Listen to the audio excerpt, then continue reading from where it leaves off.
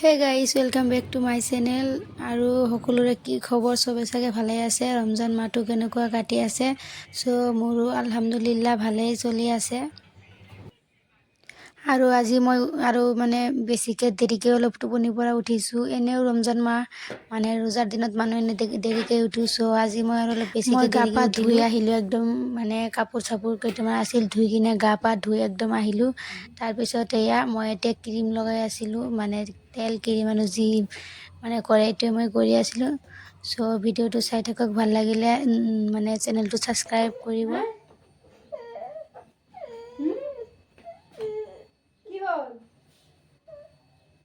তুমি যে দরজা খেলা বাদ দি গুচি গলা, মই যে তোমাক কলো তুমি সিহঁতৰ লগত খেলা, কিয় নেখেলিলা?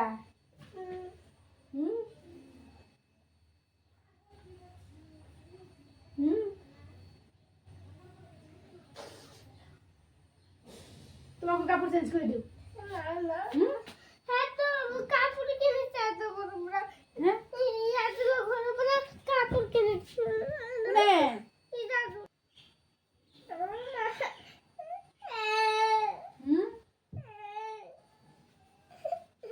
কি হল?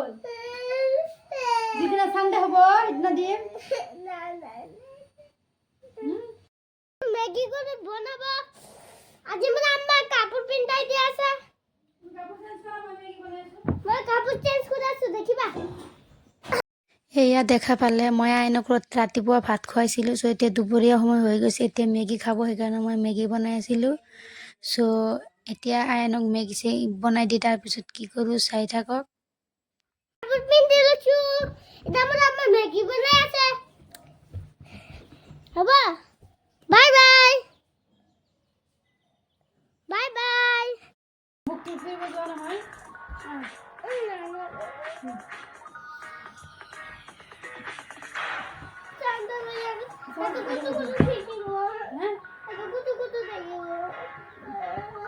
এটা দেখা গেছে বাবা।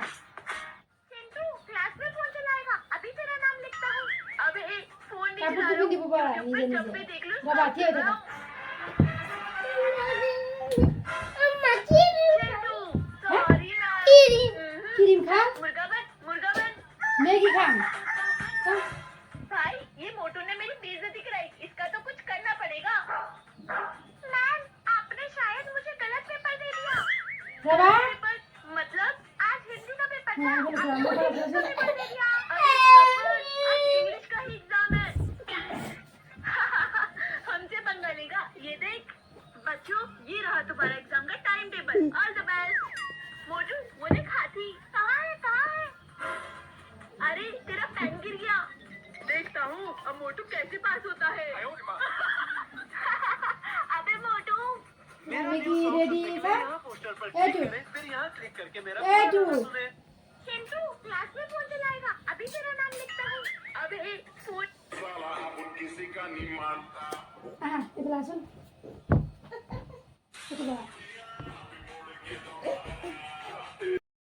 তো গাইছ মই গা পা ধুই ল'লোঁ আৰু এতিয়া আয়ানক মেগী বনাই দিছোঁ। যিহেতু আয়ান ভাত খাইছিল ৰাতিপুৱা একবাৰ।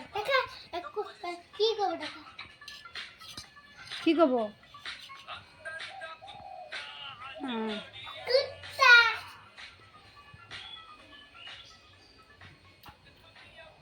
আয়ানক মেগী দিছোঁ, খাই আছে। এতিয়া 2টা বজাই নাই চাওক। আৰু এতিয়া মই গা পা ধুই ৰেডি হ'লোঁ, যিহেতু অলপ পিছত ইফতাৰী বনাব যাবই লাগিব। আয়ানৰ মেগী খোৱা হৈ গ'ল আৰু এতিয়া আমি অলপ ৰেষ্ট লৈ আছোঁ। তাৰপিছত মই ইফতাৰী বনাব যাম আৰু মই চব দেখাম। আজিৰ দিনটো মই কেনেকৈ পাৰ কৰিলোঁ দেখাই আছোঁ মই চব। এতিয়া 3:30 বাজিল আৰু মই আহিলোঁ ইফতাৰী বনাবৰ কাৰণে। আৰু মই অলপ আগতীয়াকৈ আহোঁ, আগতীয়াকৈ বনোৱাটো ভাল। মই 3:30 বজাতে মই আহিলোঁ। এয়া আইনৰ খোৱা বনাই আছিলোঁ আৰু আমাৰ কাৰণে বনাই আছিলোঁ। যিহেতু